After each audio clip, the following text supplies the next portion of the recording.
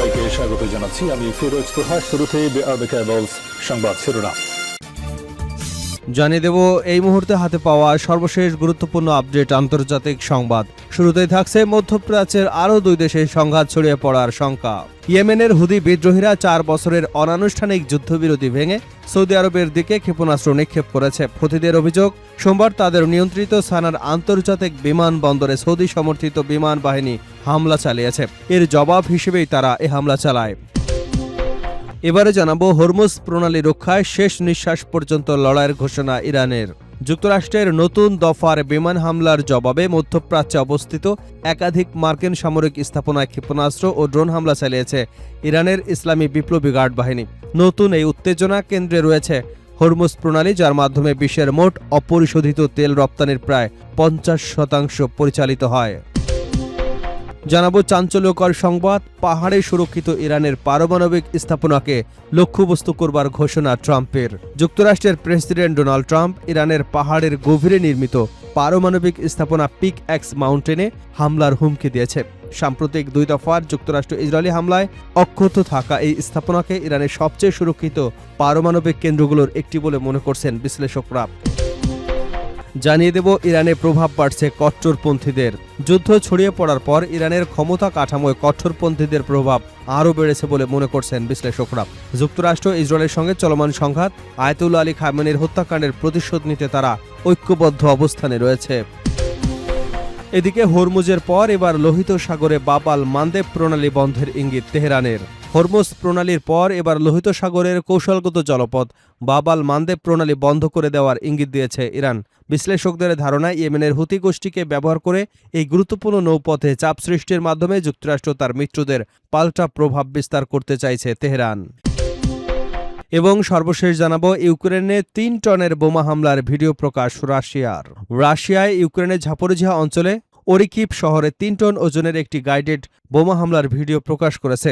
Times of India জানিয়েছে, রুশ বাহিনীর ব্যবহৃত বোমাটি FAB-3000 নামে পরিচিত। এটি সোভিয়েত আমলের একটি ভারী বোমা, যা বর্তমানে ইউক্রেন যুদ্ধে রাশিয়া ব্যবহার করছে। বোমাটি রুশ যুদ্ধবিমান থেকে কয়েক কিলোমিটার দূর থেকে নিক্ষেপ করা হয়েছে এবং লক্ষ্যবস্তুতে আঘাত হানতে বিশেষ গাইড কিট ব্যবহার করা হয়েছে। এতক্ষণ শুনছিলেন সংবাদ শিরোনাম, এবার থাকছে পুরো সংবাদ। দর্শক, অনুরোধ থাকবে এই ভিডিওতে একটি লাইক দিন, কমেন্টস করে জানিয়ে দিন এই ভিডিওটি আপনি কোন জেলা থেকে দেখছেন এবং শুনছেন। ইরান, ইসরায়েল, ফিলিস্তিনি যুক্তরাষ্ট্র যুদ্ধে আপনি যদি মুসলিমদের সমর্থন করেন তাহলে চ্যানেলটি সাবস্ক্রাইব করে ফেলুন। মধ্যপ্রাচ্যের আরও 2 দেশে সংঘাত ছড়িয়ে পড়ার শঙ্কা। ইয়েমেনের হুদি বিদ্রোহীরা 4 বছরের অনানুষ্ঠানিক যুদ্ধবিরতি ভেঙে সৌদি আরবের দিকে ক্ষেপণাস্ত্র নিক্ষেপ করেছে। হুতিদের অভিযোগ, সোমবার তাদের নিয়ন্ত্রিত সানার আন্তর্জাতিক বিমানবন্দরে সৌদি সমর্থিত বাহিনী বিমান হামলা চালিয়েছে। এর জবাব হিসেবেই তারা এ হামলা চালায়। যদিও সৌদি নেতৃত্বাধীন সামরিক জোট জানিয়েছে, হুতিদের ছোড়া ক্ষেপণাস্ত্র দক্ষিণাঞ্চলের দিকে আসার সময় আকাশেই প্রতিহত করা হয়েছে। হুতিদের সামরিক মুখপাত্র ইয়াহিয়া সারি জানান, সৌদি আরবের দক্ষিণাঞ্চলীয় আবহাওয়া আন্তর্জাতিক বিমানবন্দরকে লক্ষ্য করে হামলা চালানো হয়েছে। 2022 সালের মার্চে অনানুষ্ঠানিক যুদ্ধবিরতি কার্যকর হবার পর সৌদি আরবের বিরুদ্ধে এটি হুতিদের প্রথম প্রকাশ্য ক্ষেপণাস্ত্র হামলার দাবি। এই হামলার ফলে সৌদি আরব, ইরান সমর্থিত হুতিদের মধ্যে আবারও সংঘাত ছড়িয়ে পড়ার আশঙ্কা তৈরি হয়েছে। অতীতে হুদিরা সৌদি আরবের জ্বালানি স্থাপনা, লোহিত সাগরে চলাচলকারী জাহাজেও হামলা চালিয়েছিল। এর আগে সোমবার হুতিরা অভিযোগ করে সৌদি সমর্থিত ইয়েমেন সরকার সানার আন্তর্জাতিক বিমানবন্দরে বিমান হামলা চালিয়েছে। তারা এ ঘটনাকে স্পষ্ট আগ্রাসন আখ্যা দিয়ে পাল্টা জবাবের ঘোষণা দিয়েছে। একই সঙ্গে সানার বিমানবন্দরের উপর আরোপিত অবরোধ তুলে না নেওয়া পর্যন্ত আন্তর্জাতিক বিমান সংস্থাগুলোকে সৌদি আকাশসীমা ব্যবহার না করবার আহ্বান জানায়। অন্যদিকে আন্তর্জাতিকভাবে স্বীকৃত ইয়েমেনের সরকার জানিয়েছে, সানার রানওয়েতে হামলার উদ্দেশ্য ছিল একটি ইরানি বিমানকে অবতরণে বাধা দেওয়া।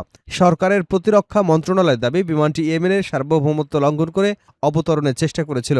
পরে দেশটির সশস্ত্র বাহিনীর এক মুখপাত্র জানান, বিমানটি শেষ পর্যন্ত হুতি নিয়ন্ত্রিত হুদাইদা বিমানবন্দরে অবতরণ করেছে।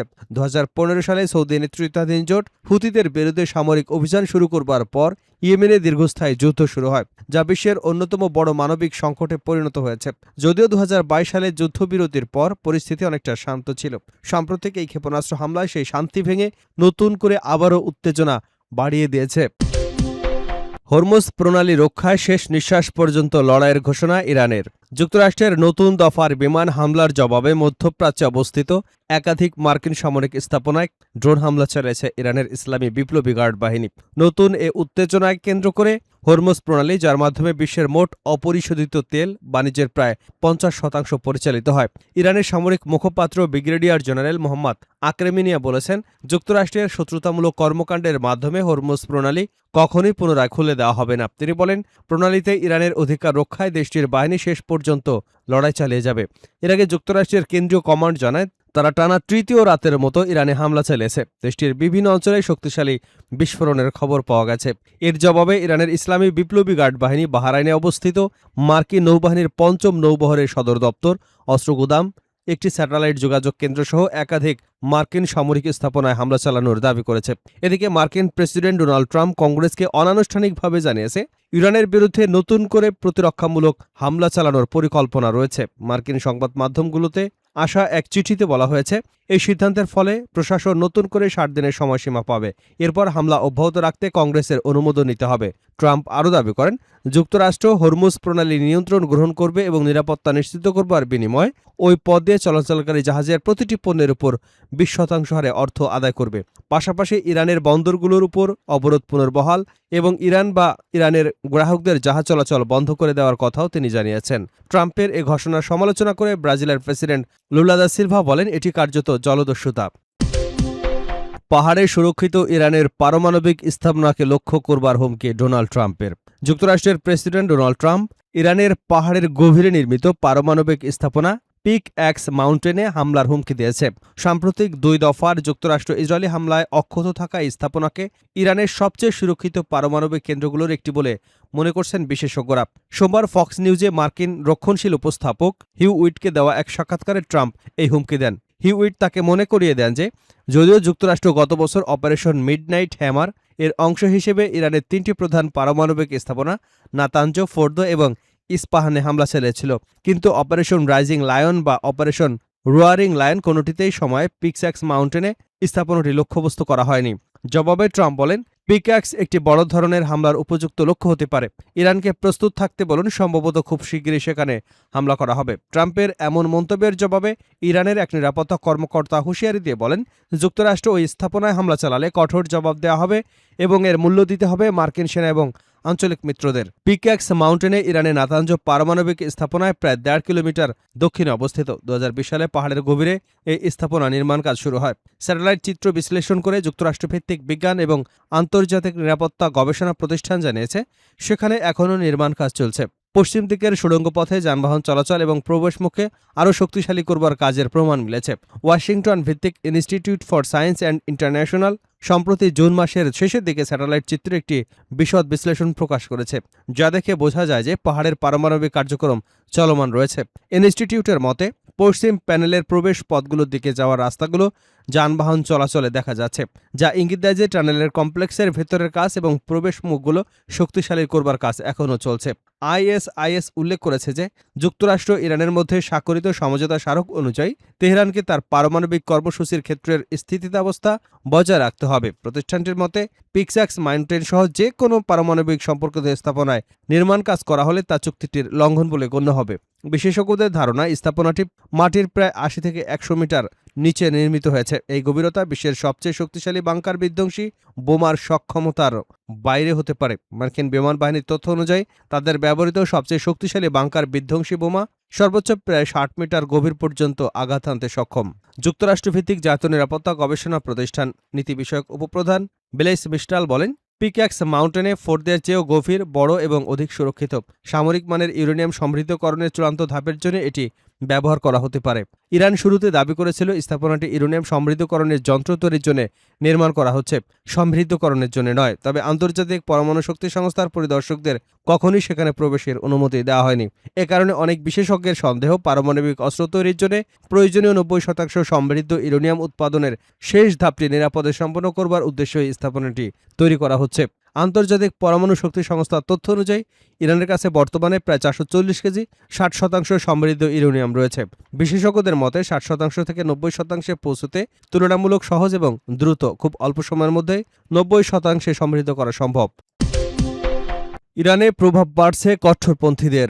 যুদ্ধ ছড়িয়ে পড়ার পর ইরানের ক্ষমতা কাঠামোয় কট্টরপন্থীদের প্রভাব আরও বেড়েছে বলে মনে করছেন বিশ্লেষকরা। যুক্তরাষ্ট্র ইসরায়েলের সঙ্গে চলমান সংঘাত, আয়াতুল্লাহ আলী খামেনির হত্যাকাণ্ডের প্রতিশোধ নিতে তারা কঠোর অবস্থানে রয়েছেন। মঙ্গলবার এক প্রতিবেদনে এসব তথ্য জানিয়েছে আল জাজিরা। সামরিক বিশ্লেষণে অ্যালেক্স আলফিরাজ শেয়ার্স আল জাজিরাকে বলেন, ইরানের নেতৃত্বে একটি অংশ কূটনৈতিক সমাধানের পথ খুঁজছিল, কারণ নিষেধাজ্ঞা প্রত্যাহার, জব্দ করা সম্পদ ছাড়ের মাধ্যমে দেশ পুনর্গঠনের সুযোগ তৈরি হতে পারে বলে তারা মনে করেছিল। তবে ইসলামিক রেভলিউশনারি গার্ড কর্পস ঘনিষ্ঠ কঠোরপন্থীরা আপোষহীন অবস্থানে রয়েছে। তাদের ধারণা প্রতিশোধ নেওয়ার সুযোগ এসেছে এবং হরমুজ প্রণালী নিয়ন্ত্রণ ধরে রাখার মাধ্যমে ইরান কৌশলগত সুবিধা অর্জন করেছে। বিশ্লেষক বলেন, কঠোরপন্থীরা মনে করছে যুক্তরাষ্ট্রের সঙ্গে আলোচনায় যাওয়ার প্রয়োজন নেই, কারণ তাদের দৃষ্টিতে এই যুদ্ধে ইরান জয়ী হয়েছে এবং সংঘাতে যুক্তরাষ্ট্র নিজেই ক্ষতিগ্রস্ত হয়েছে। তবে ইরানের রাজনৈতিক দুই পক্ষ একটি বিষয়ে একমত, হরমুজ প্রণালী দেশের অর্থনীতি এবং সামরিক কৌশলের জন্য অত্যন্ত গুরুত্বপূর্ণ। ভবিষ্যতে যে কোনো আলোচনা এটি ইরানের সবচেয়ে বড় চাপ প্রয়োগের হাতিয়ার হিসেবে ব্যবহার হতে পারে বলেও মন্তব্য করেন তিনি।